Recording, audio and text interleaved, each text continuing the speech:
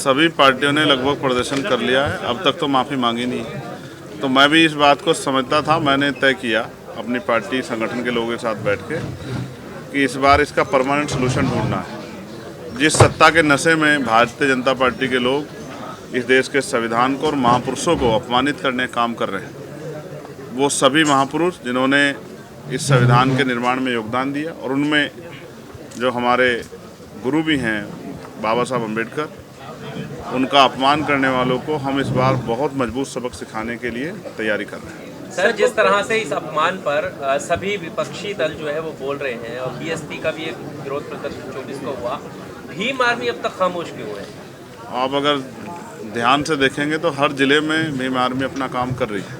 आज़ाद समाज पार्टी उस तरह से सामने से पार्टिसिपेट नहीं कर रही, क्योंकि मैंने अभी कई पार्टियों का वो देखा, समय और बहुत सारी चीज़ें लगी लेकिन रिजल्ट जुगा तू रहा। तो मैंने कहा ना कि अगर हम 2 कदम पीछे हटे हैं तो इसलिए नहीं कि हम इस विरोध का हिस्सा नहीं है। पार्लियामेंट में भी सबसे पहले ये विरोध हम लोगों ने शुरू किया, लेकिन हम लोग पीछे इसलिए हटे हैं कि हम इसकी बड़ी तैयारी करेंगे, और चाहे दिल्ली में या जिस भी तरह से पार्टी की जो स्ट्रेटजी होगी, ऐसा मजबूत जो है विरोध दर्ज कराएंगे कि सरकार के पैर उठे। प्रधानमंत्री ने क्रिसमस के मौके पर कहा है कि दुनिया में कहीं भी हिंसा होती है तो मुझे दुख होता है, इस पर क्या कहना है? प्रधानमंत्री तो बहुत अच्छी बातें कहते हैं, काश उनका किरदार भी ऐसा ही होता।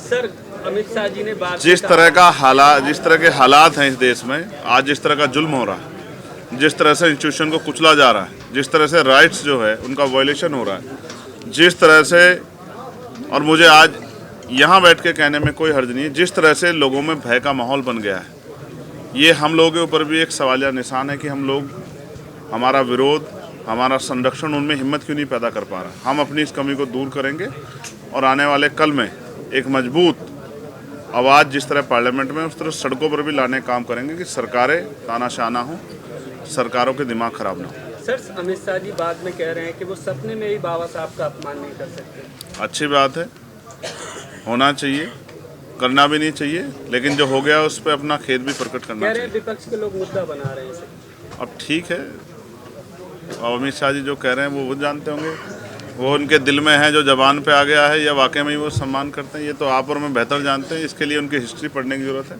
और हिस्ट्री इस बात की गवाही देती है कभी उन्होंने संविधान का सम्मान नहीं किया, और उनका जो मूल संगठन है उन्होंने हमेशा संविधान के खिलाफ काम किया।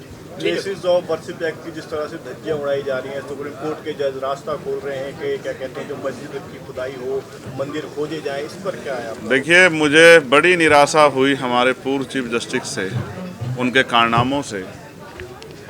मैंने जैसे कहा, आपने प्राइम मिनिस्टर को लेकर जो सवाल मुझसे पूछा कि प्राइम मिनिस्टर ये कहते हैं मुझे दुख होता, इसी तरह से वो भी बहुत अच्छी मीडिया बाइट्स देते थे हमारे पूर्व चीफ जस्टिस, लेकिन जो बाद में उनके द्वारा किया गया और उनकी निगरानी में जो हुआ उसका खामियाजा देश भुगत रहा। तो मैं इस पर बस इतना ही कह सकता हूँ कि पहले तो पार्लियामेंट में वर्शिप एक्ट जो है उसकी जो खामियां है उसमें अमेंडमेंट बिल ला के वो दूर करनी चाहिए।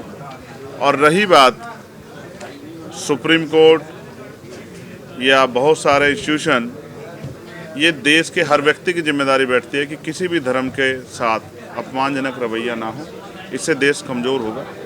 और जो सियासी साजिश की जा रही है अपने निजी फ़ायदे के लिए, जबकि उनके बड़े लीडर्स भी कह चुके हैं कि हर मस्जिद के नीचे मंदिर मत ढूंढो, लेकिन मुझे लगता है कि आज वो उनकी सोच से भी आगे निकल गए हैं। ये माहौल उन्होंने बनाया, इसका खामियाजा भी उनको भुगतना पड़ेगा। आपको लगता है जो मोहन भागवत का बयान था वो पब्लिक स्टंट था?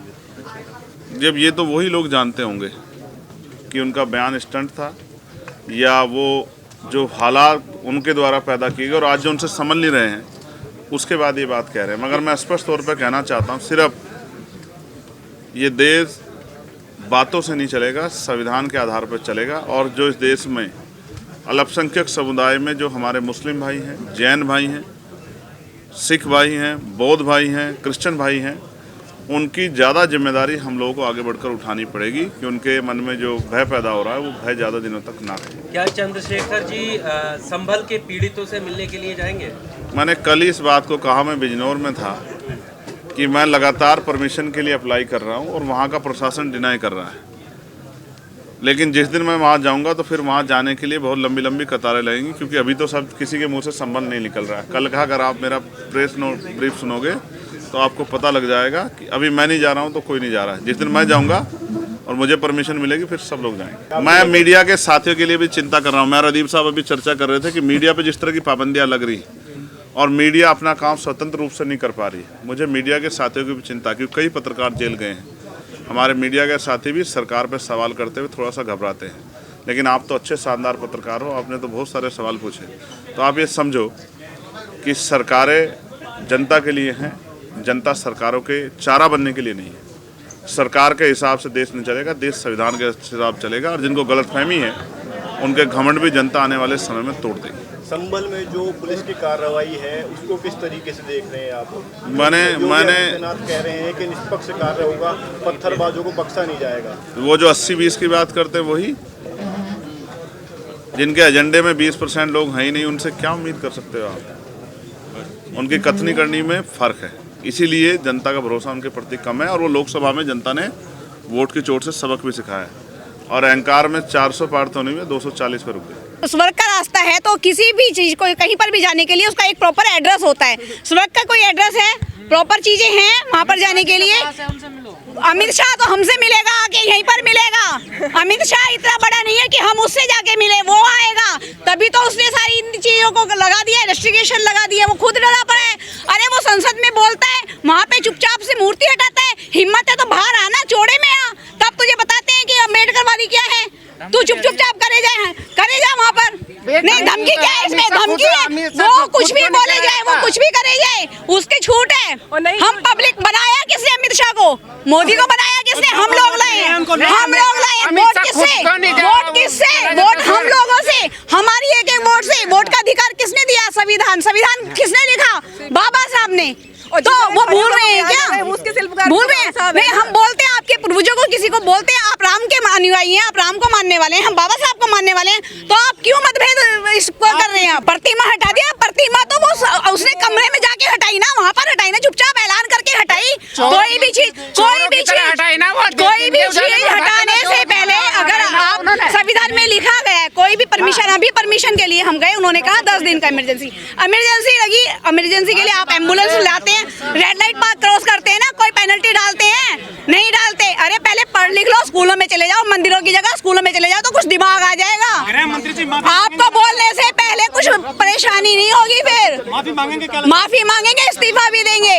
और नहीं तो 2 अप्रैल याद नहीं है उनको क्या? वही चीज दोबारा आ जाएगी, 2 अप्रैल से ज्यादा आएगी। कि है ना, इतना नाम अगर भगवान का लेते तो स्वर्ग की यात्रा हो जाती या स्वर्ग का आप जीवन जी लेते। तो मुझे ये बताइए कि ये जो दलित, पिछड़े, शोषित और महिलाएं, जो उनका जीवन जो नरकीय था, जब बाबा साहब के संविधान ने उन्होंने कानून के द्वारा जो जीवन दिया, जो आज हम यहाँ खड़े हैं, तो कहीं ना कहीं ये संविधान की देन है ना। तो हमें तो जो सम्मानीय जीवन स्वाभिमान के साथ मिल रहा है वो कहीं ना कहीं बाबा साहब की देन है ना।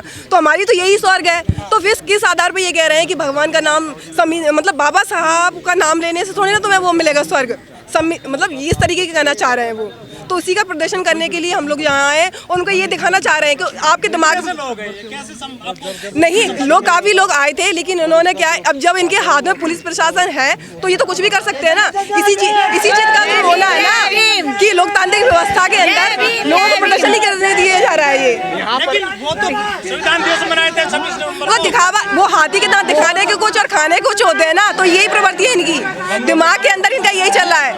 ये सिर्फ है ना, काउंटडाउन शुरू हो गया है सर, काउंटडाउन उनका शुरू हो गया है, काउंटडाउन उनका शुरू हो गया है। इसलिए 26 नवंबर को उन्होंने 26 नवंबर का बनाकर तो उन्होंने ये दिखा दिया कि हम भी बाबा साहब को मानने वाले हैं। देखिए, अगर आप पढ़े लिखे हैं तो मुझे आप एक बात बताइए, अगर